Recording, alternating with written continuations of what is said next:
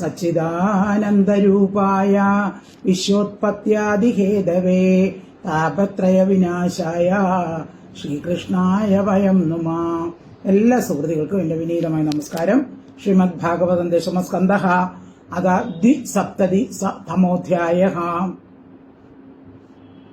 72ാമത്തെ അധ്യായത്തില് ജരാസന്ധവധമാണ്. കൃഷ്ണനും ബന്ധുക്കളും ഇന്ദ്രപ്രസ്ഥത്തിലേക്ക് യാത്ര തിരിച്ചു. അവിടെ എത്തി യുധിഷ്ഠിരനും മറ്റും അവരെ യഥോചിതം സ്വീകരിച്ചു. യുധിഷ്ഠിരന്റെ നിർദ്ദേശപ്രകാരം കൃഷ്ണൻ കുറെ മാസം അവിടെ താമസിച്ചു. ഒരു ദിവസം രാജസഭ കൂടിയപ്പോൾ യുധിഷ്ഠിരൻ കൃഷ്ണനോട് പറഞ്ഞു, ഞാൻ രാജസൂയ യാഗം നടത്താൻ ആഗ്രഹിക്കുന്നു. അപ്പോൾ കൃഷ്ണൻ പറഞ്ഞു, അങ്ങയുടെ പരിശ്രമം നല്ലതാണ്. ഇപ്പൊ രാജസൂയ യാഗത്തിനായി ശ്രമിച്ചുകൊള്ളുക. യുധിഷ്ഠിരൻ ദിക്കുകളൊക്കെ ജയിച്ചു വരാൻ അനുജന്മാരെ പറഞ്ഞയച്ചു. അവർ രാജാക്കന്മാരെയൊക്കെ ജയിച്ച് ധാരാളം സമ്പത്ത് കൊണ്ടുവന്നു. ഇനി ജരാസന്ധനെ ജയിക്കാൻ കൃഷ്ണനും അർജുനനും ഭീമനും ബ്രാഹ്മണ വേഷം ധരിച്ച് എത്തി ജരാസന്ധനോട് യാചിക്കുന്നു. ഇത്രയും ഭാഗമാണ് നമുക്ക് ഇന്ന് ചർച്ച ചെയ്യേണ്ടത്. ഓം നമോ ഭഗവതേ വാസുദേവായ. ശ്ലോകം 1-2. ശ്രീശുകവാച ഏകദാതു സഭാമധ്യേ ആസ്ഥിതോ മുനിഭിർവൃതഃ ബ്രാഹ്മണൈക്ഷത്രിയൈർവൈശ്യൈർ പ്രാദൃഭിശ്ച യുധിഷ്ഠിരഃ ആചാര്യൈ കുലവൃത്തൈശ്ച ജാതിസംബന്ധി ബാന്ധവൈഃ ശൃണ്വതാം ഏവ ചൈതേഷാം ആഭാഷ്യേദം ഉവാചഃ. ഏകദാ തു സഭാമധ്യേ.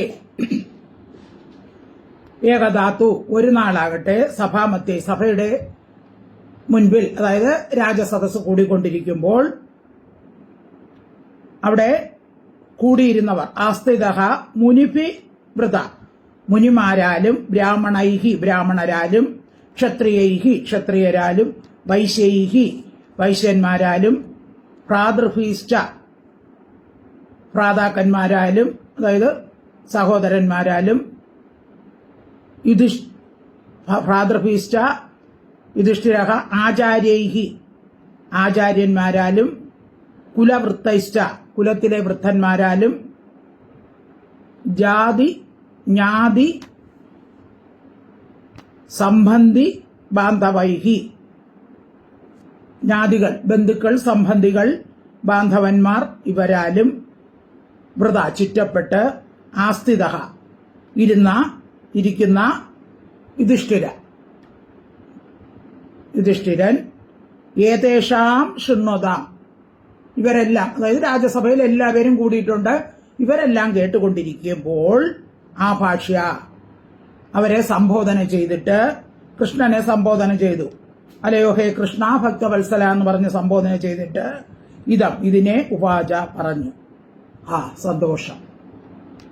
അപ്പോ ഒരു ദിവസം രാജസഭ കൂടിക്കൊണ്ടിരുന്നപ്പോൾ യുധിഷ്ഠിരൻ എല്ലാവരുമുണ്ട്, ആചാര്യന്മാർ, കുലവൃദ്ധന്മാര്, കൃഷ്ണൻ, ക്ഷത്രിയന്മാര്, ബ്രാഹ്മണര്, സഹോദരന്മാര് എല്ലാവരും ഇരിക്കെ യുധിഷ്ഠിരൻ ഇങ്ങനെ പറഞ്ഞു. ശ്രീശുകോവാച ഏകദാതു സഭാമധ്യേ ആസ്ഥിതോ മുനിഭിർവൃതഃ ബ്രാഹ്മണൈ ക്ഷത്രിയൈർ വൈശ്യൈർ പ്രാദൃഭീശ്ച യുധിഷ്ഠിരഃ ആചാര്യൈ കുലവൃത്തൈശ്ച ജാതിസംബന്ധി ബാന്ധവൈഃ ശൃണ്വതാമേവ ചൈതേഷാം ആഭാഷ്യേദം ഉവാചഃ. ശ്ലോകം 3. യുധിഷ്ഠിര ഉവാച ക്രതുരാജേന ഗോവിന്ദ രാജസൂയേന പാവനീഃ യക്ഷേ വിഭൂതിർഭവത തത്സമ്പാദയ ന പ്രഭോ. യുധിഷ്ഠിരൻ എന്താണ് പറഞ്ഞത്? ഗോവിന്ദ, അല്ലയോ ഗോവിന്ദ, എല്ലാവരുടെയും രക്ഷക, ഭവതഃ ഭവാന്റെ പാവനി വിഭൂതി പരിശുദ്ധങ്ങളായ വിഭൂതികളെ, അതായത് ഭഗവാന്റെ അംശങ്ങളായിരിക്കുന്ന ഇന്ദ്രാദി ദേവന്മാരെ ക്രതുരാജേന യാഗങ്ങൾ വെച്ച് ശ്രേഷ്ഠമായ, ക്രതു എന്ന് വെച്ചാൽ യാഗമാണ്, ക്രതുരാജൻ എന്ന് പറഞ്ഞ യാഗത്തിൽ ശ്രേഷ്ഠമായ രാജസൂയ യാഗത്താൽ യജിക്കാൻ ആഗ്രഹിക്കുന്നു. അപ്പൊ ഞാൻ ദേവന്മാരെ എല്ലാവരെയും യാഗങ്ങൾ ശ്രേഷ്ഠമായ രാജസൂയ യാഗം കൊണ്ട് ആരാധിക്കാൻ ആഗ്രഹിക്കുന്നു. പ്രഭോ സർവസമർത്ഥ അതിനെ നഹ ഞങ്ങൾക്ക് സമ്പാദയ സാധിപ്പിച്ചു തരണമേ. അപ്പൊ രാജസൂയ യാഗം നടത്താൻ ഞങ്ങൾക്ക് അതിനുള്ള എല്ലാ സൗകര്യങ്ങളും ചെയ്തു തരണേ. ക്രതുരാജേന ഗോവിന്ദ രാജസൂയേന പാവനീഹി യക്ഷേ വിഭൂതിർഭവത തത്സമ്പാദയന പ്രഭോ. ശ്ലോകം 4. ത്വത്പാദുകേ അവിരതം പരിയേ ചരന്തി ധ്യായന്ത്യഭദ്ര നശനെ ശുചയോ ഗൃണന്തി വിന്ദന്തി തേ കമലനാഭ ഭവാവവർഗം ആശാസതേ യദിന ആശിഷ ഈശനാന്യേ. ത്വത്പാദുകേ അവിരതം പരിയേ ചരന്തി യാതൊരുത്തൻ ത്വത്പാദുകേ അങ്ങയുടെ പാദകമലങ്ങളെ അവിരതം എപ്പോഴും പരിചരിക്കുന്നുവോ, ധ്യാനിക്കുന്നുവോ, ധ്യായന്തി അഭദ്ര നശനെ അമംഗളത്തിന്റെ നാശനാത്തിനായിക്കൊണ്ട് ഗൃണന്തി പറയുന്നുവോ, ശുചയ പരിശുദ്ധന്മാരായത്തെ അവർ കമലനാഭ കമലം നാഭിയിൽ നിന്നുണ്ടായ അല്ലയോ ദേവ ഭവാപവർഗം മോക്ഷത്തെ വിന്ദതി പ്രാപിക്കുന്നു. അതായത് ഭഗവാന്റെ പാദകമലത്തെ യാതൊരുവൻ സേവിക്കുന്നുവോ, ഏതൊരുവൻ ഭഗവാന്റെ കഥകളെ കേൾക്കുന്നുവോ പറയുന്നുവോ, അവരൊക്കെ എന്തു ചെയ്യുന്നു, ധ്യാനിക്കുന്നുവോ, അവരുടെയൊക്കെ അമംഗളമെല്ലാം നശിക്കുന്നു. അങ്ങയുടെ നാമം ഉച്ചരിക്കുന്നതോടെ തന്നെ അവരുടെ സർവ്വ പാപങ്ങളും നശിച്ച് അവര് പരിശുദ്ധർ ആകുന്നു. എന്നിട്ട് അവർക്ക് സംസാര സമുദ്രത്തെ കടക്കാൻ സാധിക്കുന്നു, അങ്ങനെ മോക്ഷം പ്രാപിക്കാൻ സാധിക്കുന്നു. അതാണ് ഇവിടെ പറയുന്നത്. അവർ കമലനാഭിയിൽ ധരിക്കുന്ന ദേവ ഭവ അപവർഗം മോക്ഷത്തിനായി മോക്ഷം പ്രാപിക്കുന്നു. ഭഗവാന്റെ പാദകമലങ്ങളെ ആശ്രയിക്കുന്നവർ, അല്ലെങ്കിൽ ഭഗവാന്റെ മനസ്സിൽ ധ്യാനിക്കുന്നവർ, ഭഗവാന്റെ കീർത്തനങ്ങൾ പാടുന്നവർ, ഭഗവാന്റെ കഥകൾ കേൾക്കുന്നവർ എല്ലാം മോക്ഷത്തെ പ്രാപിക്കുന്നു. ആശിഷ അനുഗ്രഹങ്ങളെ യതി ആശാസത ആഗ്രഹിക്കുന്നുവെങ്കിൽ അവർ തന്നെ വിന്ദന്തി പ്രാപിക്കുന്നു. അവർക്ക് ഭഗവാൻ അനുഗ്രഹങ്ങളും കൊടുക്കും. ഭഗവാന്റെ പാദകമലങ്ങളെ ആശ്രയിക്കുന്നവർക്ക് ഭഗവാൻ എല്ലാ അനുഗ്രഹങ്ങളും കൊടുക്കും. ചോദിക്കാതെ തന്നെ ഭഗവാൻ എല്ലാം കൊടുക്കും. നമ്രാണാം സന്നിധത്തെ സതതമപി പുരസ്തൈരൻ അനഭ്യർത്ഥിതാനപി. ആ പ്രാർത്ഥിച്ചാൽ മതി, ഒന്നും അർത്ഥിച്ചില്ലെങ്കിൽ തന്നെ അർത്ഥാൻ കാമാനജസ്രം, അവരാഗ്രഹിക്കുന്ന എന്തും ഒന്നും ഭഗവാനോട് ചോദിക്കേണ്ട കാര്യമില്ല. ഭഗവാനെ ശരണം പ്രാപിച്ചാൽ മതി, ഭഗവാൻ എല്ലാം അറിഞ്ഞ് കൊടുത്തുകൊള്ളും. ഈശ അല്ലയോ ഭഗവാനെ അന്യന്മാർ അങ്ങനെ പ്രാപിക്കുന്നില്ല. ഭഗവാനെ ശരണം പ്രാപിക്കാത്തവർക്ക് മോക്ഷഗതിയൊന്നും ലഭിക്കുന്നില്ല. ത്വത്പാദുകേ അവിരതം പരിയേ ചരന്തി ധ്യായന്ത്യഭദ്ര നശനേ ശുചയോ ഗൃണന്തി വിന്ദന്തി തേ കമലനാപപവാവർഗം ആശാസതേ യതി ആശിഷ ഈശനാന്യേ. ശ്ലോകം 5. തദ്ദേവദേവ ഭവതച്ചരണാരവിന്ദ സേവാനുഭാവമിവ പശ്യതു ലോകയേഷ ഏത്വാം ഭജന്തി ഉദ വോ ഉഭ യേഷാം നിഷ്ഠാം പ്രദർശയ വിഭോ കുരുസൃഞ്ജയാനാം. തദ്ദേവദേവ ഭവതഃ ചരണാരവിന്ദ സേവാനുഭാവം ഇഹ പശ്യതു ലോക ഏഷ. അത് ഹേതുവായിട്ട് ദേവന്മാർക്ക് ദേവനായിട്ടുള്ളവനെ ഭവതഃ ഭവാന്റെ ചരണാരവിന്ദ സേവാനുഭാവം, ഭഗവാന്റെ പാദപത്മ സേവയുടെ മാഹാത്മ്യത്തെ ഇഹ ഈ ലോകത്തിൽ, ഇവിടെ ഏഷ ലോക ഈ ലോകം പശ്യതാത്തു കാണട്ടെ. അപ്പൊ ഭഗവാന്റെ പാദ സേവയുടെ മാഹാത്മ്യം ഈ ലോകത്തിലുള്ള എല്ലാവരും പ്രത്യക്ഷമായി കാണട്ടെ.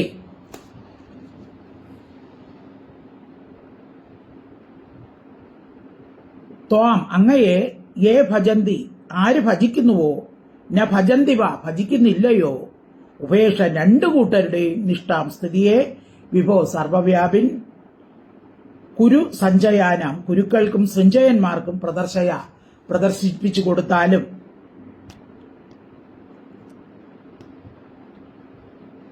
അപ്പൊ ഭഗവത് സേവ ചെയ്യുന്ന ആൾക്കാരുടെയും പിന്നെ ഭക്തിയെ മാനിക്കാതിരിക്കുന്ന കുരുസൃഞ്ജന്മാരുടെയും മോഹനിവൃത്തിക്കായിക്കൊണ്ട് അങ്ങയെ ഭജിക്കുന്നവരുടെയും ഭജിക്കാത്തവരുടെയും സ്ഥിതിഭേദത്തെ കുരുക്കൾക്കും സൃഞ്ജയന്മാർക്കും പ്രത്യക്ഷമായി കാട്ടിക്കൊടുക്കുവാൻ കരുണയുണ്ടാകണമേ എന്ന് പറയുകയാണ്.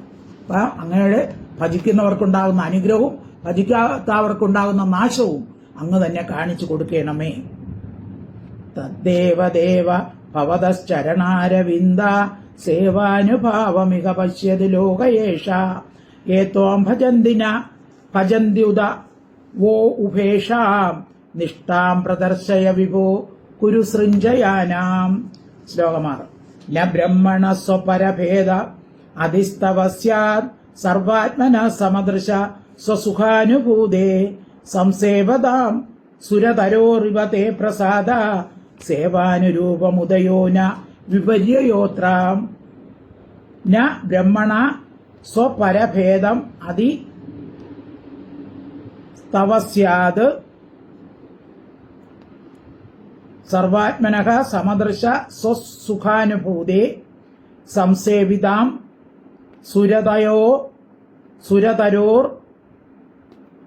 സുരതരോഹോ ഇവ തേ പ്രസാദഃ സേവാനുരൂപം മുദയോ ന വിപര്യേത്ര. ബ്രഹ്മണഃ ഉപാധി രഹിത ചേതസ്വരൂപനും സർവാത്മന എല്ലാത്തിലും ആത്മാവായിരിക്കുന്നവനും സമദൃശ എല്ലാറ്റിനെയും ഒരുപോലെ കാണുന്നവനും സ്വസുഖാനുഭൂതേ സ്വസ്വരൂപ സുഖ അനുഭാവത്തോടു കൂടിയവനുമായ തവ അങ്ങയ്ക്ക് സ്വപരഭേദമതി.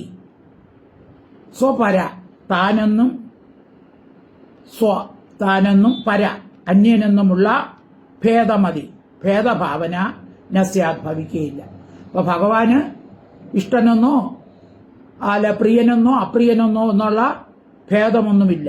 തഥാപി എങ്കിലും തേ അങ്ങയുടെ പ്രസാദ അനുഗ്രഹം സുരതരോഹോ ഇവ ദേവവൃക്ഷം എന്ന പോലെ സംസേവിതം നന്നായി ഭജിക്കുന്നവർക്ക് ഭവിക്കുന്നു.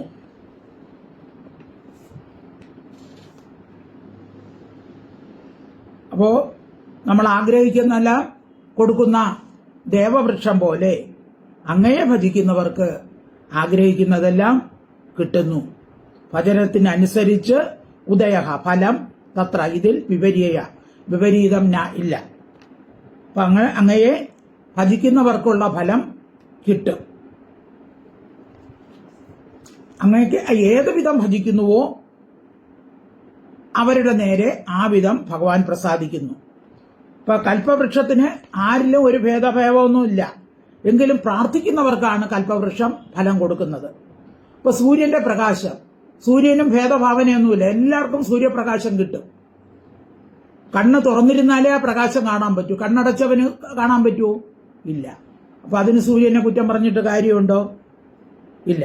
അപ്പൊ കണ്ണുള്ളവൻ പ്രകാശത്തെ കണ്ട് ആനന്ദിക്കുന്നു, കണ്ണില്ലാത്തവന് അവിടെ ഇരുട്ടായിരിക്കും. അപ്പൊ സൂര്യൻ അവിടെ പക്ഷഭേദമൊന്നും ഇല്ല. അതുപോലെ തന്നെ ഭഗവാനെ സേവിക്കുന്നവരെ അല്ലെങ്കിൽ പ്രാർത്ഥിക്കുന്നവർക്ക് ഭഗവാൻ അതിന്റെ ഫലം നൽകും. ശ്ലോകം 6 ന ബ്രഹ്മണ പര ഭേദമതി സ്തവസ്യ സർവാത്മന സമദൃശ സ്വസുഖാനുഭൂതേ സംസേവതാം സുരതരോർ ഇവ തേ പ്രസാദ സേവാനുരൂപമുദയോ ന വിപര്യോത്രാം. ശ്രീഭഗവാനുവാച.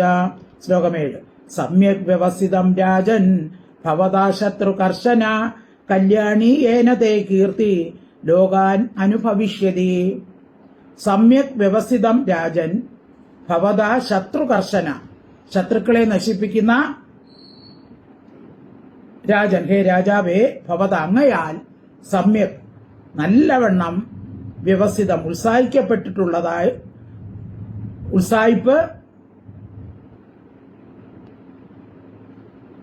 ഉത്സാഹിക്കുന്നുണ്ട്, അങ്ങ് നല്ലതായിട്ട് ഉത്സാഹിക്കുന്നുണ്ട്. ഏന യാതൊന്നിനാൽ കല്യാണി ശോഭനമായ തേ കീർത്തി അങ്ങയുടെ കീർത്തി ലോകാൻ ലോകങ്ങളെ അനുഭവിക്കും. അപ്പൊ അങ്ങ് ഭഗവാൻ പറയണം, അല്ലയോ യുധിഷ്ഠിര, അങ്ങ് നന്നായിട്ട് പരിശ്രമിക്കുന്നുണ്ട്. അപ്പൊ അത് നിമിത്തം അങ്ങയുടെ കീർത്തി ലോകത്തിലെങ്ങും വ്യാപിച്ചിരിക്കുന്നു. പരിശ്രമം ചെയ്യിൽ എന്തിനേയും വശത്തിലാക്കാൻ കഴിവുള്ളവണ്ണം ദീർഘങ്ങളാം കൈകളെ നൽകിയത്രേ മനുഷ്യനെ പാരിൽ അയച്ചതീശ. പരിശ്രമം ചെയ്താൽ മാത്രമേ എന്തിനേയും നമുക്ക് വശത്തിലാക്കാൻ കഴിയുള്ളൂ. അപ്പൊ അങ്ങ് നല്ലവണ്ണം ഇവിടെ പരിശ്രമം ചെയ്യുന്നുണ്ട്, അതിന്റെ ഫലം അങ്ങക്ക് കിട്ടുന്നുമുണ്ട്. അപ്പൊ അതുകൊണ്ട് ശത്രുക്കളെ നശിപ്പിക്കാൻ സമർത്ഥനായവൻ, അതായത് ശത്രുക്കളെ ജയിക്കാൻ വേണ്ട ശക്തി അങ്ങേക്ക് തന്നെ ഉണ്ട്. സമ്യക് വ്യവസ്ഥിതം രാജൻ ഭവതാ ശത്രുകർശന കല്യാണി ഏന തേ കീർത്തി ലോകാൻ അനുഭവിഷ്യതി. ശ്ലോകം 8. ഋഷീണാം പിതൃദേവാനാം സുഹൃതാമഭിന പ്രഭോ സർവേഷാമപി ഭൂതാനാം ഈപ്സിത ക്രതുരാടയം. ഋഷീണാം പിതൃദേവാനാം സുഹൃതാം അഭി ന പ്രഭോ സർവേഷാം അഭിഭൂതാനാം ഈപ്സിതഃ ക്രതുരാട് അയം. പ്രഭുവായുള്ളവനെ, അയം ക്രതുരാട്, ഈ മഹായാഗം ഋഷീണാം ഋഷികൾക്കും പിതൃദേവാന, അതായത് ഈ രാജസൂയയാഗം ഋഷികൾക്കും പിതൃദേവന്മാർക്കും സുഹൃത്തുക്കളായിരിക്കുന്ന നഹാപി ഞങ്ങൾക്കും സർവേഷ ഒട്ടൊഴിയാതെയുള്ള ഭൂതാനാമപി ഭൂതങ്ങൾക്കും ഈപ്സിത ഇഷ്ടമാകുന്നു. അപ്പൊ ഈ മഹായാഗം, അതായത് രാജസൂയയാഗം എല്ലാ പേർക്കും, എല്ലാ ജീവജാലങ്ങൾക്കും ഇഷ്ടമാണ്. അപ്പൊ ഈ വിധം നടത്താനുള്ള പ്രഭുത്വം അങ്ങേക്ക് ഉണ്ടാകട്ടെ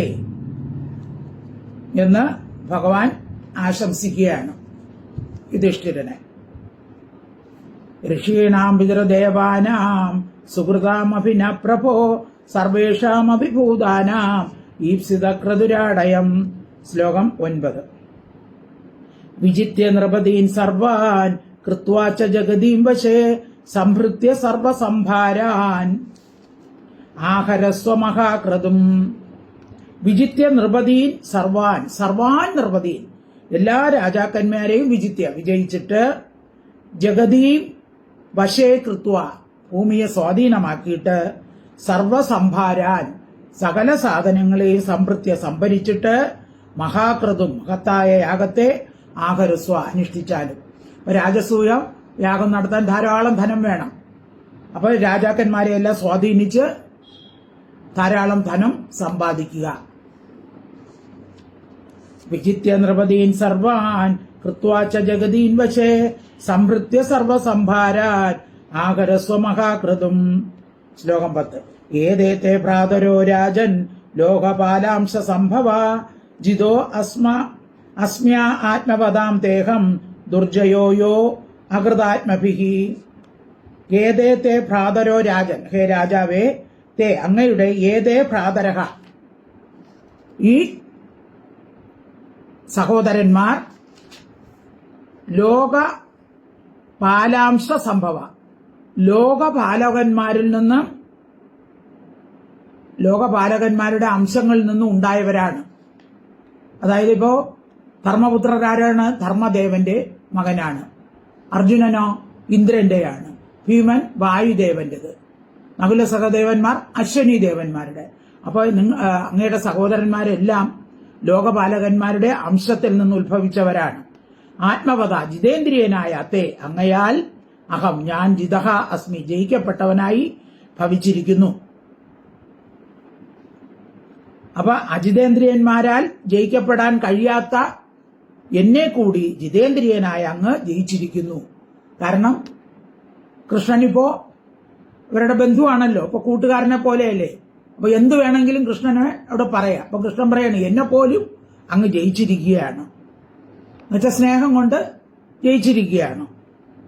യഹ യാതൊരുവൻ അകൃതാത്മഭി അജിതേന്ദ്രിയന്മാരാൽ ദുർജയ ജയിക്കപ്പെടാൻ കഴിയാത്തവനാണ്. അജിതേന്ദ്രിയന്മാരാൽ ജയിക്കപ്പെടാൻ കഴിയാത്തവനായ എന്നെ പോലും അങ്ങ് ജയിച്ചിരിക്കുകയാണ്. അതായത് അങ്ങയ്ക്ക് എന്റെ ഭഗവത് പ്രസാദം എല്ലാം ഉണ്ട്, അതുകൊണ്ട് അങ്ങയുടെ അഭീഷ്ടമെല്ലാം സാധിക്കും. അങ്ങയ്ക്കും അതുപോലെ ഇന്ദ്രിയ ജയമുണ്ട്, ഇന്ദ്രിയ ജയമുള്ളവർക്ക് എല്ലാ കാര്യവും സാധിക്കും. മാത്രമല്ല എന്റെയും എല്ലാ അനുഗ്രഹവും അങ്ങയ്ക്കുണ്ട്, അതുകൊണ്ട് അങ്ങയ്ക്ക് എല്ലാ കാര്യങ്ങളും സാധിക്കും. ഏതേതേ ഭ്രാതരോ രാജൻ ലോകപാലാംശ സംഭവാഹ ജിതോ അസ്ന ആത്മവദാതേഹം ദുർജയോയോ അകൃതാത്മഭിഹി. ശ്ലോകം 11. ന കശ്ചിത് മത്പരം ലോകേ തേജസാ യശസാ ശ്രിയാ വിഭൂതിഭിർ വാ അഭിഭവേ ദേവോപി കിമു പാർത്ഥിവഃ. ന കശ്ചിത് മത്പരം ലോകേ, മത്പരം എന്നെ ആശ്രയിച്ചിരിക്കുന്നവനെ, ലോകെ ലോകത്തിൽ, കശ്ചിത് ഒരുവൻ, തേജസ പ്രഭാവം കൊണ്ടോ, യശസ കീർത്തി കൊണ്ടോ, ശ്രീയ ഐശ്വര്യം കൊണ്ടോ, വിഭൂതിഭിവ സൈന്യാദി സാമഗ്രി കൊണ്ടോ, ദേവാ അഭി ദേവനും കൂടി ന അഭിഭവേ ജയിക്കാൻ സാധിക്കുകയില്ല. അപ്പോൾ എന്നെ ആശ്രയിച്ചിരിക്കുന്നവന് ഈ ലോകത്തിൽ ആരെ കൊണ്ടും ജയിക്കാൻ സാധിക്കുകയില്ല. അപ്പൊ നീ എന്നെ ആശ്രയിച്ചിരിക്കുകയാണ്, അതുകൊണ്ട് ദേവന്മാർക്ക് പോലും നിന്നെ ജയിക്കാൻ സാധിക്കുകയില്ല. പാർത്ഥിവ എന്ന് വെച്ചാൽ രാജാവ്, കിമു പിന്നെ രാജാക്കന്മാരുടെ കാര്യം പറയണോ? നീ എന്നെ ആശ്രയിച്ചിരിക്കുന്നുണ്ട്, നിനക്ക് ആരാലും തോൽവി ഉണ്ടാവുകയില്ല, നീ എല്ലാവരെയും ജയിക്കും, ദേവന്മാർക്ക് പോലും നിന്നെ ജയിക്കാൻ സാധിക്കുകയില്ല, പിന്നെയാണോ ഈ രാജാക്കന്മാരുടെ കാര്യം പറയണമോ? ന കശ്ചിത് മത്പരം ലോകേ തേജസാ യശസാ ശ്രിയാ വിഭൂതിർഭിർവാഭിഭവേത് ദേവോപി കിമു പാർത്ഥിവഃ. ശ്രീശുകോവാച. ശ്ലോകം 12. നിശമ്യ ഭഗവദ്ഗീതം പ്രീതഭുല്ലമുഖാംബുജഃ പ്രാദൃൻ ദിഗ്വിജയോ അയുങ്ക്ത വിഷ്ണുതേജോബ്രംഹിതാൻ. നിശമ്യ ഭഗവദ്ഗീതം, ഭഗവാൻ ഗീതം ചെയ്യപ്പെട്ടന, ഭഗവാൻ ഗാനം ചെയ്യപ്പെട്ട അല്ലെങ്കിൽ ഭഗവാൻ പറഞ്ഞതിനെ നിശമ്യ കേട്ടിട്ട്, പ്രീതനായി, ഫുല്ലമുഖാംബുജ വികസിച്ച മുഖാംബുജത്തോടു കൂടിയവനായി, വിഷ്ണു തേജ ഉപബ്രംഹിതാൻ വിഷ്ണുവിന്റെ തേജസ്സിനാൽ വർദ്ധിക്കപ്പെട്ടിരിക്കുന്ന, ഭ്രാതൃൻ സഹോദരന്മാരെ, ദിഗ്വിജയെ ദിക്കുകൾ ജയിക്കുന്നതിൽ അയുങ്ത നിയോഗിച്ചു. അപ്പൊ ഭഗവാന്റെ അനുഗ്രഹം ഉണ്ടായി. അപ്പോൾ ഇനി എന്ത് ചെയ്തു? ദിഗ്വിജയം ജയിച്ചു വരാൻ വേണ്ടി സഹോദരന്മാരെ നാനാ ദിക്കിലേക്ക് അയച്ചു. ശ്രീശുകോവാച. നിശമ്യ ഭഗവദ്ഗീതം പ്രീതപുല്ലമുഖാംബുജ പ്രാദൃൻ ദിഗ്വിജയെ അയുങ്ക്ത വിഷ്ണുതേജോബ്രംഹിതാൻ. ശ്ലോകം 13. സഹദേവം ദക്ഷിണസ്യാം ആദിശത് സഹസൃഞ്ജയൈഃ ദിശി പ്രതീച്യാം നകുലം ഉദീച്യാം സവ്യസാജിനം പ്രാച്യാം മൃഗോദരം മത്സ്യൈ കേകയൈ സഹമദ്രകൈ. ഇപ്പൊ ഓരോ സഹോദരന്മാരെയും ഏത് ദിക്കിലേക്ക് അയച്ചു എന്നുള്ളതാണ് ഇതിൽ പറയുന്നത്. സഹദേവനെ എങ്ങോട്ട് അയച്ചു? സഹദേവം ദക്ഷിണസ്യാം ആദിശത്, ആരോടുകൂടി? സഹസൃഞ്ജയൈഹി. ദക്ഷിണസ്യാം ദിശ, തെക്കേ ദിക്കിൽ സൃഞ്ജയന്മാരോടുകൂടി സഹദേവനെ അയച്ചു. ദക്ഷിണ ദിക്ക് ജയിക്കാൻ വേണ്ടി തെക്ക് ദിക്കിലേക്ക് സൃഞ്ജയന്മാരോടുകൂടി സഹദേവനെ അയച്ചു. ദിശി പ്രതീച്യാം നകുലം, പ്രതീച്യാം പടിഞ്ഞാറേ ദിക്കിൽ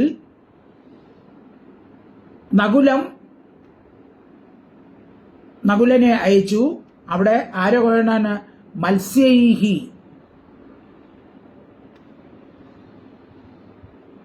മത്സ്യരാജാവിന്റെ സൈന്യത്തോടുകൂടി നകുലനെയും. ഉദീച്യാം അവിടെ ചേർത്താണ് കഴിക്കുന്നത്. നകുലം ഉദീച്യാം സവ്യസാചിനം.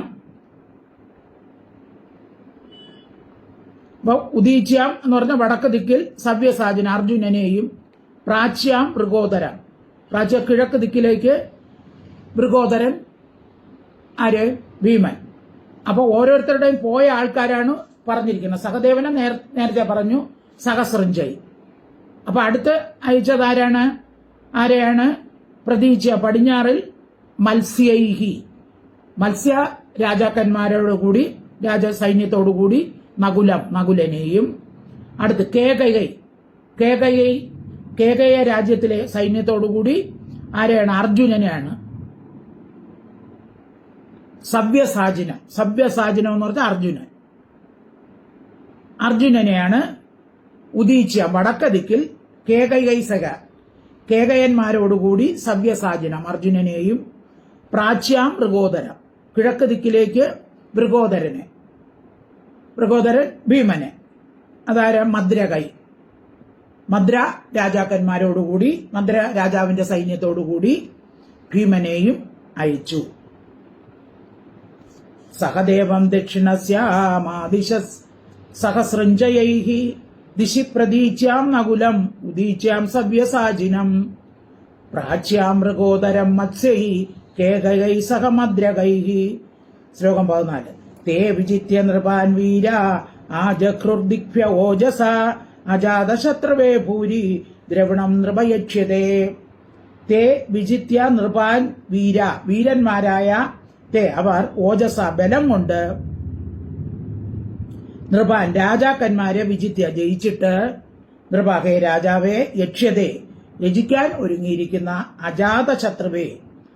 അജാതശത്രു അതായത് ശത്രുക്കളെയൊക്കെ ജയിക്കുന്ന യുധിഷ്ഠിരനായിക്കൊണ്ട് ദിക്കുകളിൽ നിന്ന് ഭൂരി ദ്രവിണം അധികം ധനത്തെ ആജക്രു ആഹരിച്ചു. അപ്പോൾ ഓരോ ദിക്കിലേക്ക് ഓരോരുത്തരെ അയച്ചല്ലോ. അവരെല്ലാം അവിടെയുള്ള രാജാക്കന്മാരെയൊക്കെ ജയിച്ച് അവരുടെ ധനമെല്ലാം കൊണ്ടുവന്ന് ഈ രാജസൂയ യാഗത്തിന് വേണ്ടി ധനത്തെ സമ്പാദിച്ചു. തേ വിജിത്യ നൃപാൻ വീര ആജഹൃദിക്വ്യ ഓജസ അജാതശത്രുവേ ഭൂരി ദ്രവിണം നിർവയക്ഷ്യതേ. ശ്ലോകം 15.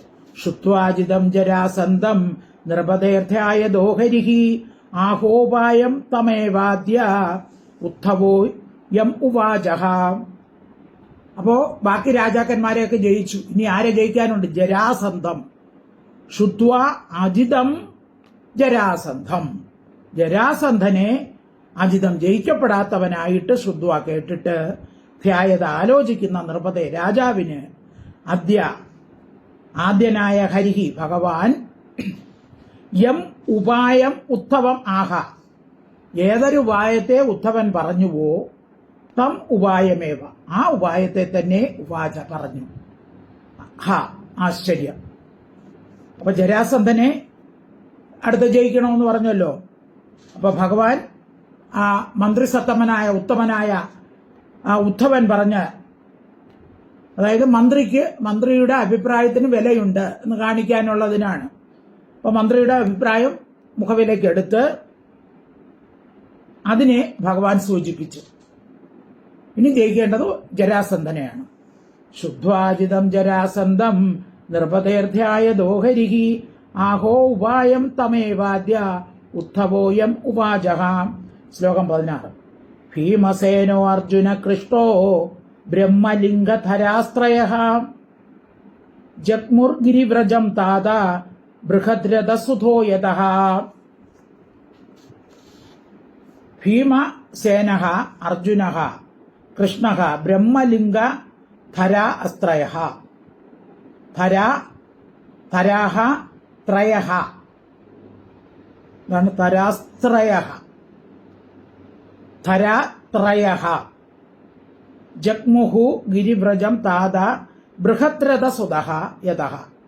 താത ഹേ പുത്ര ഭീമസേനനും, അതായത് പുത്രസദൃശനായ അല്ലയോ യുധിഷ്ഠിര രാജാവേ, ഭീമസേനും അർജുനനും കൃഷ്ണനും ത്രയഃ 3 പേർ ബ്രഹ്മലിംഗധരഃ ബ്രാഹ്മണവേഷം ധരിച്ച് അതാണ് ധര, ബ്രഹ്മലിംഗ ധരാഹ. ബ്രഹ്മലിംഗം ബ്രാഹ്മണ വേഷം ധരിച്ച് ത്രയഹ 3 പേര്. ആരൊക്കെ? കൃഷ്ണനും അർജുനനും ഭീമനും. ബൃഹദ്രഥന്റെ പുത്രനാണ് ആര്? ജരാസന്ധൻ. ജരാസന്ധന്റെ വാസസ്ഥാനമായ ഗിരിവ്രജം എന്ന രാജധാനിയെ പ്രാപിച്ചു. ഇനി അടുത്ത് ജരാസന്ധനെയാണ് ജയിക്കേണ്ടത്. അതിന് നേരിട്ട് യുദ്ധം ചെയ്താൽ എന്ത് ചെയ്യും? മറ്റുള്ള രാജാക്കന്മാരിവിടെ കൊല്ലപ്പെട്ടു പോകും. അതുകൊണ്ട് ജരാസന്ധനെ മാത്രം കൊല്ലണം. അതിന് ഇവര് ബ്രാഹ്മണ വേഷം ധരിച്ച് ജരാസന്ധന്റെ അടുക്കലേക്ക് പോയി. ഭീമസേനോ അർജുന കൃഷ്ണോ ബ്രഹ്മലിംഗധരാസ്ത്രയ ജഗ്മുർഗിരിവ്രജം താതാ ബൃഹദ്രഥസുതോ യതഃ. ശ്ലോകം 17. തേ ഗത്വാ ആദിത്യവേലായാം ഗൃഹേഷു ഗൃഹമേദിനം ബ്രഹ്മണ്യം സമയാചേരൻ രാജന്യ ബ്രഹ്മലിംഗിനഃ. ബ്രഹ്മലിംഗിനഃ ബ്രാഹ്മണവേഷം ധരിച്ചിരിക്കുന്ന രാജന്യ ക്ഷത്രിയന്മാരായ തേ അവർ ഗൃഹേഷു ഗൃഹങ്ങളിൽ ഗൃഹമേദിന ഗൃഹസ്ഥാശ്രമധർമ്മത്തെ ആചരിക്കുന്ന ബ്രഹ്മണ്യം ബ്രാഹ്മണ ഭക്തനെ, അതായത് ജരാസന്ധൻ ബ്രാഹ്മണ ഭക്തനാണ്. ബ്രാഹ്മണരെ കണ്ടാൽ ഭയങ്കര ഇഷ്ടമാണ്. അങ്ങനെ ബ്രാഹ്മണ വേഷത്തിൽ ഗത്വ അവിടെ പ്രാപിച്ചിട്ട് ആദിത്യവേലായം അതിഥികൾക്ക് ദാനം ചെയ്യുന്ന സമയത്തിൽ സമയാചരേൻ വേണ്ടും വിധം യാചിച്ചു. അപ്പൊ ഗൃഹത്തിൽ വന്നിരിക്കുന്ന അതിഥികൾക്ക് ബ്രാഹ്മണരായാൽ അവർ എന്ത് ചോദിച്ചാലും ജരാസന്ധൻ കൊടുക്കും. അതുകൊണ്ടാണ് ഇവർ ബ്രാഹ്മണ വേഷത്തിൽ പോയത്. ഇപ്പൊ ബ്രാഹ്മണരെ കണ്ടപ്പോൾ അദ്ദേഹം സ്വീകരിച്ചു. എന്നിട്ട് ഇവരോട് ചോദിക്കും, നിങ്ങൾക്ക് എന്താണ് വേണ്ടതെന്ന്. അപ്പോൾ ഇവര് വേണ്ടും വിധം യാചിച്ചു. അതെന്താണെന്ന് ഇനിയുള്ള ശ്ലോകത്തിൽ പറയും. തേ ഗത്വാദിത്യവേലായ ഗൃഹേഷു ഗൃഹമേധിനാം ബ്രഹ്മണ്യം സമയാചേരൻ രാജന്യ ബ്രഹ്മലിംഗിനഃ. ശ്ലോകം 18. രാജൻ വിദ്യാതിഥീൻ പ്രാപ്താൻ അർത്ഥിനോ ദൂരമാഗതാൻ തത്ന പ്രയച്ഛ ഭദ്രം തേ യദ്വയം കാമയാമഹേ. രാജൻ വിദ്ധി അതിഥീൻ പ്രാപ്താൻ അർത്ഥിനഃ ദൂരം ആഗതാൻ തത്നഃ പ്രയച്ഛ ഭദ്രം തേ യത് വയം കാമയാമഹേ.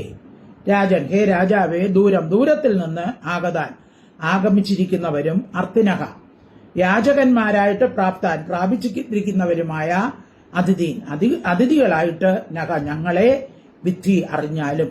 അപ്പൊ ഇവര് ചെന്ന് പറയാണ്, ജരാസന്ധനോട് പറയാണ്, അല്ലയോ രാജാവേ, ഞങ്ങൾ ദൂരെ നിന്നും അങ്ങയോട് യാചിക്കാൻ വന്ന അതിഥികളാണ്.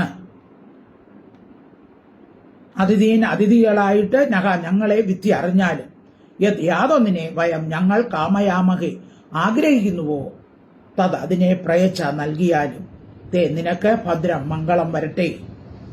അപ്പൊ ബ്രാഹ്മണരാണല്ലോ, അവര് പറഞ്ഞു ഞങ്ങൾ ദൂരെ നിന്ന് വരികയാണ്, ഞങ്ങൾ യാചിക്കുന്നത് അങ്ങ് ഞങ്ങൾക്ക് തന്നാലും. രാജൻ വിദ്യാതിഥീൻ പ്രാപ്താൻ അർത്ഥിനോ ദൂരമാഗതാൻ തത്ന പ്രയച്ഛ ഭദ്രം തേ യദ്വയം കാമയാമഹേ.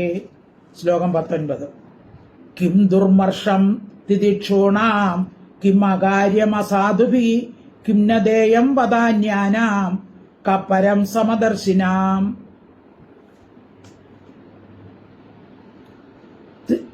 തിദിക്ഷൂണാം കിം ദുർമഷം തിദിക്ഷൂണാം സഹനശീലന്മാർക്ക് ദുർമഷം സഹിക്കാൻ സാധിക്കാത്തത് കിം എന്തിരിക്കുന്നു. അപ്പൊ ജരാസന്ധനോട് അവര് പറയാണ്, സഹനശീലന്മാർക്ക് സഹിക്കാൻ സാധിക്കാത്ത എന്താണ്? അസാധുഭി ദുഷ്ടന്മാരാൽ അകാര്യം ചെയ്യാൻ പാടില്ലാത്തത് കിം എന്തിരിക്കുന്നു.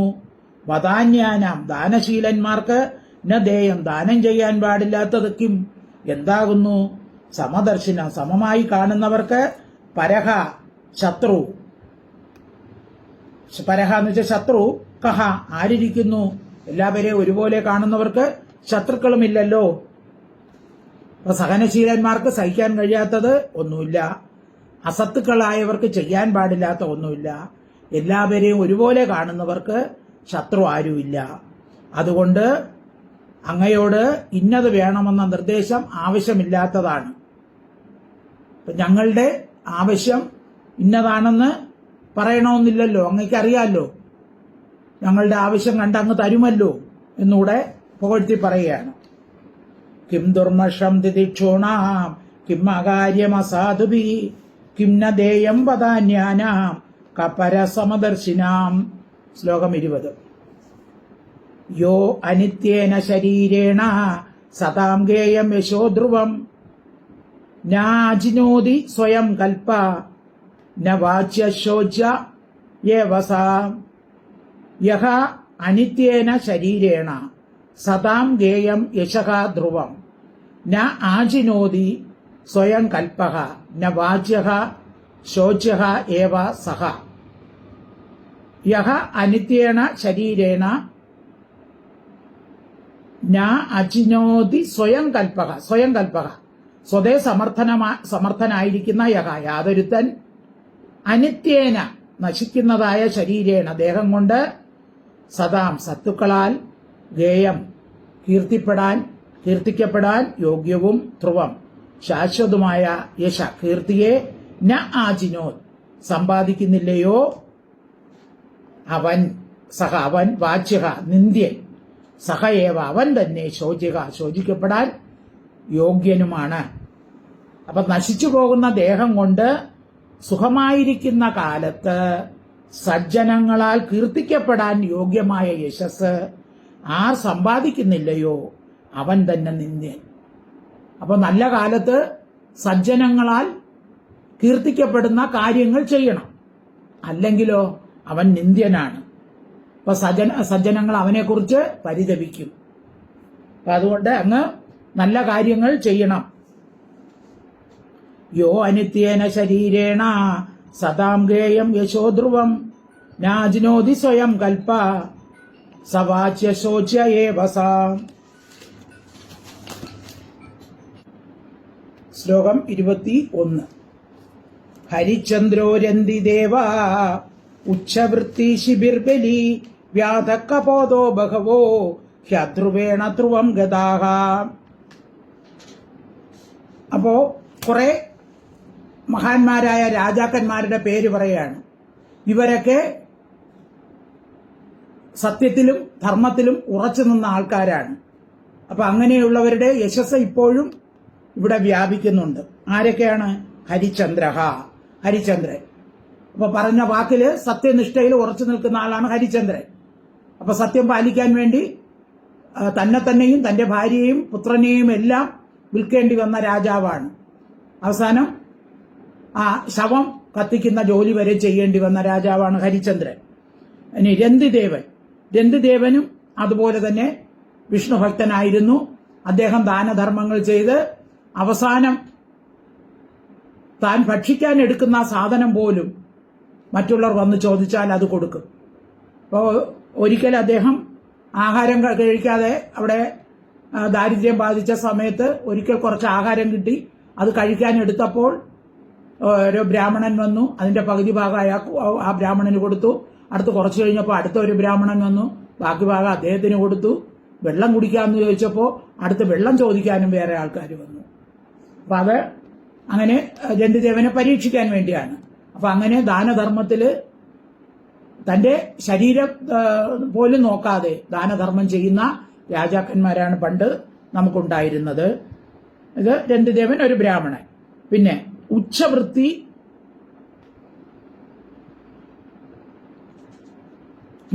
കൊണ്ട് കാലക്ഷേപം ചെയ്ത മുദ്ഗലൻ എന്ന് ഒരു ബ്രാഹ്മണൻ ഉണ്ടായിരുന്നു. അപ്പൊ ഈ സാധുവായ ഒരു ബ്രാഹ്മണനാണ് മുദ്ഗലൻ. അതാണ് ഉച്ചവൃത്തിഹി എന്ന് കിടക്കുന്നത്. അപ്പൊ അതായത് ഉച്ചവൃത്തി എന്ന് പറഞ്ഞാല് ഈ ധാന്യങ്ങൾ, കൊഴിഞ്ഞു വീഴുന്ന ധാന്യങ്ങളെ പറക്കിയെടുത്ത് ആഹാരം പാകം ചെയ്തുണ്ടാക്കുന്ന ആണ് ഉച്ചവൃത്തി എന്ന് പറയുന്നത്.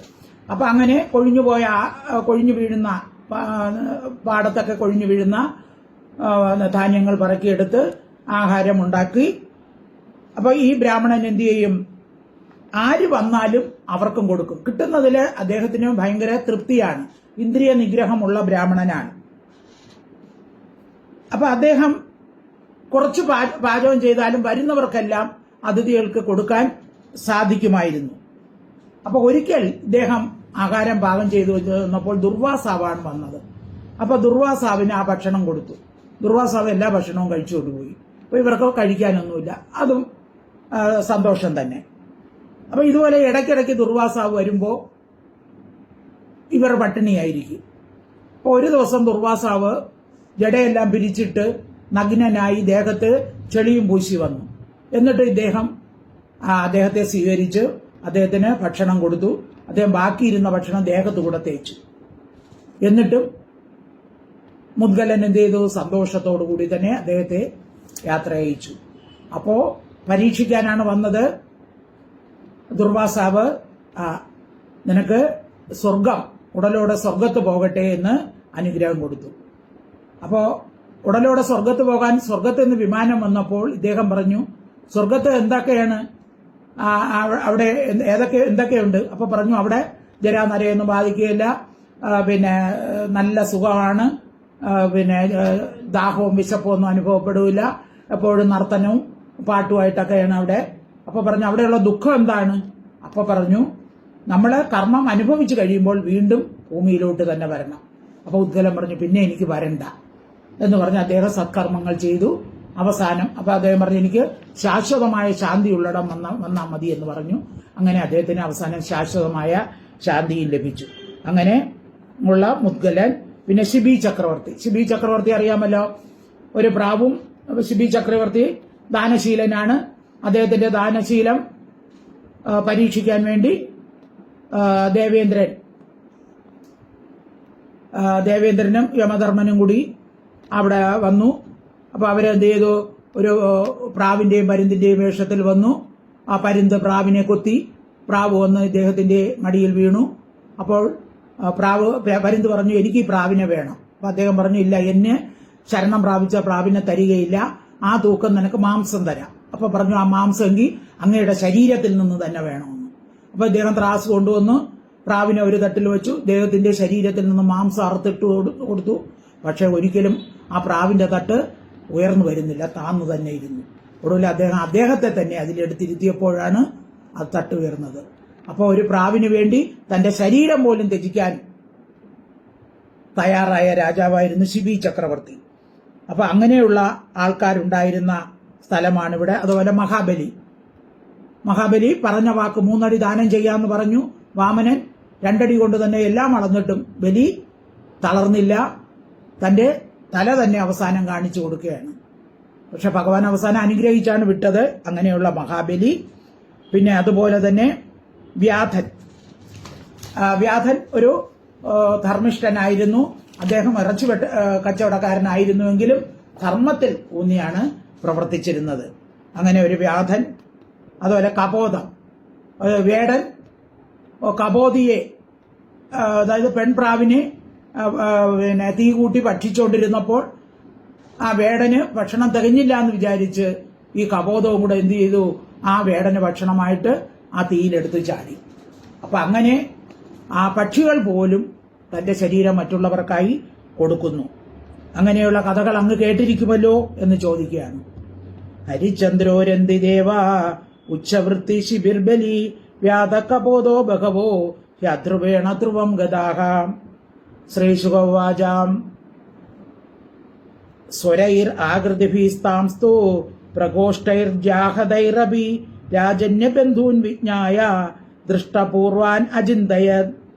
സ്വരൈഹി ആകൃതിഭി, സ്വരങ്ങൾ കൊണ്ടും ആകൃതി കൊണ്ടും, ജാഹതൈഹി ഞാണിന്റെ തഴമ്പുള്ള, പ്രകോഷ്ടൈ കൈത്തലങ്ങൾ കൊണ്ടും താൻ അവരെ രാജന്യബന്ധൂൻ ക്ഷത്രിയന്മാരെന്നറിഞ്ഞിട്ട് ദൃഷ്ടപൂർവാൻ മുമ്പ് കാണാത്ത പരവടാണെന്ന് അചിന്തയെ ചിന്തിച്ചു. അപ്പോ ഇവരുടെ ഈ വർത്തമാനവും ഇവരുടെ കൈയുടെ വില്ല് പിടിച്ച തഴമ്പുമൊക്കെ കണ്ടപ്പോൾ ജരാസന്ധന് മനസ്സിലായി, ഇവർ ബ്രാഹ്മണരല്ല, ക്ഷത്രിയന്മാരാണ്. ഇവരെ മുമ്പ് എവിടെ വെച്ച് കണ്ടിട്ടുള്ളത് പോലെ തോന്നുന്നു എന്നിങ്ങനെ ജരാസന്ധൻ ചിന്തിച്ചു. ശ്രീശുകവാച സ്വരൈരാകൃതിഭിസ്താംസ്തു പ്രകോഷ്ടർജാഹതൈരപി രാജന്യബന്ധൂൻ വിജ്ഞായ ദൃഷ്ടപൂർവാൻ അചിന്തയത്. ശ്ലോകം 23. രാജന്യബന്ധവോ ഹേതേ ബ്രഹ്മലിംഗാനി ബിഭ്രതി ദദാമി ബിഭിക്ഷിതം തേഭ്യ ആത്മാനമഭി ദുസ്ത്യജം. രാജന്യബന്ധവ ഹി ഏതേ ഇവർ രാജന്യബന്ധവ ക്ഷത്രിയന്മാർ ഹി നിശ്ചയം ഇവർ ക്ഷത്രിയന്മാർ തന്നെ. ബ്രഹ്മലിംഗാനി ബ്രാഹ്മണ വേഷങ്ങളെ ബിഭ്രതി അപ്പൊ ഇവര് വേഷം മാറി വന്നതാണ് ബ്രാഹ്മണരായിട്ട്. തേഭ്യക അവർക്കായിക്കൊണ്ട് ദുസ്ത്യജം ത്യജിക്കാൻ പ്രയാസമായ ആത്മാനമഭി ജീവനെയും ഭിക്ഷിതം യാചിക്കപ്പെടുന്നതായിട്ട് ദദാമി കൊടുക്കും. അപ്പൊ ഏതായാലും ഒരു ബ്രാഹ്മണ വേഷം ധരിച്ചാണല്ലോ വന്നത്, ക്ഷത്രിയന്മാരാണ്. പക്ഷേ ഇവർ ചോദിക്കുന്നത് കൊടുക്കാതിരിക്കാൻ പറ്റുകയില്ല, പ്രാണനായാൽ അതും ഞാൻ ഇവർക്കായി കൊടുക്കും. രാജന്യബന്ധവോ ഹേതേ ബ്രഹ്മലിംഗാനി ബിഭ്രതി ദദാമി ബിഭിഷം ഭിക്ഷിതം തേഭ്യ ആത്മാനമഭി ദുസ്തജം. ശ്ലോകം 24. ബലേർനു ശ്രൂയതേ കീർത്തിർ വിദദാദിക്ഷു അകൽമഷ ഐശ്വര്യാത് ഭ്രംശിതസ്യാപി വിപ്രവ്യാജേന വിഷ്ണുനാ. വിപ്രവ്യാജേന വിഷ്ണുന ബ്രാഹ്മണ വേഷത്തോടുകൂടിയ വിഷ്ണുവിനാൽ ഐശ്വര്യത്തിൽ നിന്ന് ഭ്രംശിത അഭി ഭ്രംശിക്കപ്പെട്ടവനാണെങ്കിലും ബലേഭി ബലിയുടെ അകൽമഷ കൽമഷമില്ലാത്തതും. അതായത് ബലി ബ്രാഹ്മണ വേഷത്തിൽ വാമനനായി വന്നപ്പോൾ ആ ബ്രാഹ്മണനാണെന്ന് അവസാനം അറിഞ്ഞല്ലോ. അവസാനം തന്റെ ആചാര്യൻ പറഞ്ഞു ബ്രാഹ്മണനാണ്, കൊടുക്കരുതെന്ന് പറഞ്ഞു. ഇത് വിഷ്ണുവാണെന്ന് പറഞ്ഞിട്ടും കൊടുത്തു. അപ്പൊ ആ ബലി അങ്ങനെ തന്റെ സർവ്വതും കൊടുത്തതാണ്. ദിക്കുകളിൽ വിധത വ്യാപിച്ചതായ കീർത്തി ശൂയതേനു കേൾക്കപ്പെടുന്നു. അപ്പൊ അങ്ങനെ ആ ബലിയുടെ കീർത്തി എല്ലായിടത്തും വ്യാപിച്ചു. അപ്പൊ ആ ബലി പറഞ്ഞ വാക്കിൽ നിന്നും പിന്മാറിയില്ല. അപ്പോ അതുപോലെ ബലി കീർത്തിക്കപ്പെട്ടവനല്ലേ, അതുപോലെ ഞാനും പറഞ്ഞ വാക്കിൽ നിന്നും മാറുകയില്ല. ബലേർണു ശ്രൂയതേ കീർത്തി വിദതാം ദിക്ഷു അകൽമഷ ഐശ്വര്യാത് പ്രംസിതസ്യാപി വിപ്രവ്യാജേന വിഷ്ണുനാ. ശ്ലോകം 25. ശ്രിയം ജിഹീർഷതേന്ദ്രസ്യ വിഷ്ണവേദിജരൂപിണേ ജാനന്നഭി മഹീം പ്രാതാത് വാര്യമാണോ അഭിദൈത്യരാട്. ഇന്ദ്രസ്യ ഇന്ദ്രനു വേണ്ടി ശ്രിയം ഐശ്വര്യത്തെ ജിഹീർഷതെ ഹരിക്കാൻ ഇച്ഛിക്കുന്ന ദ്വിജരൂപേണ ബ്രാഹ്മണ രൂപിയായ വിഷ്ണുവിനായിക്കൊണ്ട് ജാനനഭി അറിഞ്ഞവനായിട്ടും വാര്യമാണഹാഭി വിരോധിക്കപ്പെട്ടവനായിട്ടും ദൈത്യരാട് അസുരേന്ദ്രൻ മഹീം ഭൂമിയെ ദാനം ചെയ്തു. അതായത് ഇത് ബലിയുടെ കാര്യം പറയാണ്. ശുക്രാചാര്യൻ പറഞ്ഞു ഇത് ബ്രാഹ്മണനല്ല, ഇത് വിഷ്ണുവാണ്, നീ കൊടുക്കരുത്, നിന്റെ ഐശ്വര്യമെല്ലാം നഷ്ടപ്പെടും എന്ന് ദാനത്തിൽ നിന്ന് നിരോധിച്ചുവെങ്കിലും ബലി എന്ത് ചെയ്തു? ഭൂമി മുഴുവൻ കൊടുത്തല്ലോ. അപ്പൊ ആ അസുരന്റെ ഔദാര്യം അല്ലേ? അപ്പൊ അതുകൊണ്ട് ഞാനും അതുപോലെ ചെയ്യുമെന്ന് പറയുകയാണ്. ഷിയം ജിഹീർഷതേ ഇന്ദ്രസ്യ വിഷ്ണവേദിജരൂപിണേ ജാനന്നഭി മഹീം പ്രാതാത് വാര്യമാണോഭി ദൈത്യരാട്. ശ്ലോകം 26. ജീവിത ബ്രാഹ്മണാർത്ഥായ കോനു അർത്ഥ ക്ഷത്രബന്ധുന ദേഹേന പദമാദേനെ നേഹതാ വിപുലം യശഃ. ജീവിത ബ്രാഹ്മണ അർത്ഥായ കഹ നു അർത്ഥ ക്ഷത്രബന്ധുന ദേഹേന പദമാനേന വീണുപോകുന്ന ദേഹേന ദേഹം കൊണ്ട് ബ്രാഹ്മണാർത്ഥ ബ്രാഹ്മണന് വേണ്ടി, അതായത് നശിച്ചു പോകുന്ന ഈ ശരീരത്തെ ബ്രാഹ്മണന് വേണ്ടി വിപുലം യശ മഹത്തായ കീർത്തിയെ നേഹത സമ്പാദിക്കാതെ ജീവിച്ചിരിക്കുന്ന ക്ഷത്രബന്ധുവിന നാമമാത്രമായ ക്ഷത്രിയനാൽ കോനു അർത്ഥ എന്ത് പ്രയോജനമാണ്? അപ്പൊ നശിച്ചു പോകുന്ന ശരീരത്തെ ബ്രാഹ്മണന് വേണ്ടി ഉപേക്ഷിക്കുന്നതായാൽ നാശരഹിതമായ കീർത്തി സമ്പാദിക്കാത്ത ക്ഷത്രിയൻ നാമമാത്രമായി ജീവിച്ചിരിക്കുന്നത് കൊണ്ട് എന്താണ് പ്രയോജനം എന്നെല്ലാം ജരാസന്ധൻ പറയുകയാണ്. ജീവിത ബ്രാഹ്മണാർത്ഥായ കോനു അർത്ഥക്ഷത്ര ബന്ധുന ദേഹേന പദമാനേന നേഹതാ വിപുലം യശാം. ശ്ലോകം 27. ഇത്യുദാരമതി പ്രാഹ കൃഷ്ണാർജുന വൃഗോദരാൻ ഹേ വിപ്രാപ്രിയതാം കാമോ ദദാമ്യ ആത്മശിരോഭിവ. ഇതി ഉദാരമതിഹി പ്രാഹ. ഇതി പ്രകാരം നിശ്ചയിച്ചിട്ട് ഉദാരമതിഹി ദാനശീലനായ ബുദ്ധിയോടുകൂടിയവൻ ആയ ജരാസന്ധൻ കൃഷ്ണ അർജുന വൃഗോദരൻ കൃഷ്ണ അർജുന ഭീമനോട് പ്രാഹ പറഞ്ഞു, ഹേ വിപ്ര, അല്ലയോ ബ്രാഹ്മണരെ, കാമഹ ആഗ്രഹം പ്രിയതാം വരിക്കുവിൻ, ആത്മശിരഹ അഭി എന്റെ ശിരസിനെയും വഹ നിങ്ങൾക്ക് ദദാമി തരുന്നേ. അപ്പോൾ ഏതായാലും ബ്രാഹ്മണരോട് നേരത്തെ പറഞ്ഞല്ലോ എന്ത് ചോദിച്ചാലും തരാമെന്ന്. അതുകൊണ്ടല്ലയോ ബ്രാഹ്മണരെ, നിങ്ങൾക്ക് എന്താണ് ആവശ്യം, എന്റെ തല വേണമെങ്കിൽ നിങ്ങൾക്ക് തരാം എന്ന് പറയുകയാണ്. ഇത്യുദാരമതിപ്രാഹ കൃഷ്ണാർജുന വൃഗോദരാൻ ഹേ വിപ്രാപ്രിയതാം കാമോ ദദാമ്യാത്മശിരോഭിവഹ. ഇത്രയും നിർത്താം. അടുത്ത ഭഗവാൻ പറയുന്നത് അടുത്ത ക്ലാസ്സിൽ പഠിക്കാം. സർവത്ര ഗോവിന്ദ നാമ സങ്കീർത്തനം. ഗോവിന്ദ ഹരി ഗോവിന്ദ. ഹരി ഓം തത്സത്, ഹരി ഓം തത്സത്, ഹരി ഓം തത്സത്.